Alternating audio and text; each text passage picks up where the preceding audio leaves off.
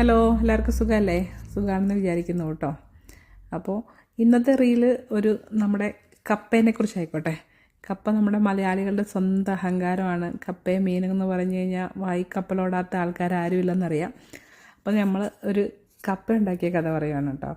എന്താണെന്ന് വെച്ചാൽ ഞങ്ങൾ മൾട്ടി കൾച്ചറൽ വർക്ക് പ്ലേസാണ് ഞങ്ങളുടെ. പല പല രാജ്യത്തു നിന്നുള്ള ആൾക്കാരാണ്. അപ്പം ഞങ്ങൾ ഒരു 2-3 മാസം കൂടുമ്പോൾ ഞങ്ങളുടെ എല്ലാ രാജ്യത്തെ ആൾക്കാരും അവരുടെ ഒത്തൻറ്റിക് ആയിട്ടുള്ള എന്തെങ്കിലും ഒരു ഡിഷ് ഉണ്ടാക്കിക്കൊണ്ട് വരും കേട്ടോ. അപ്പം നമുക്ക് ഇന്നായിരുന്നു അതിൻ്റെ ദിവസം.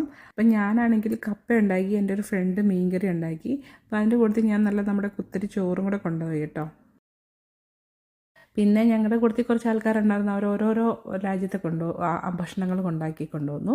ഗ്രീൻ ചിക്കൻ, ഇതൊരു ബംഗ്ലാദേശി ഡിഷാണ് കേട്ടോ.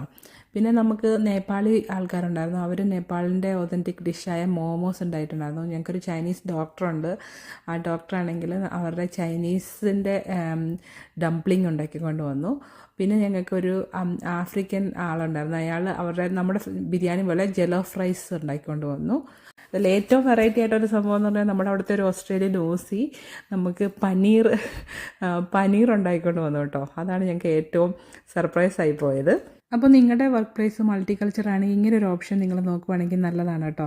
ഇത് എല്ലാവർക്കും വേറെ വേറെ രാജ്യത്തെ ഫുഡ് ടേസ്റ്റ് ചെയ്യാനുള്ള ഒരു അവസരം കൂടിയാണേ.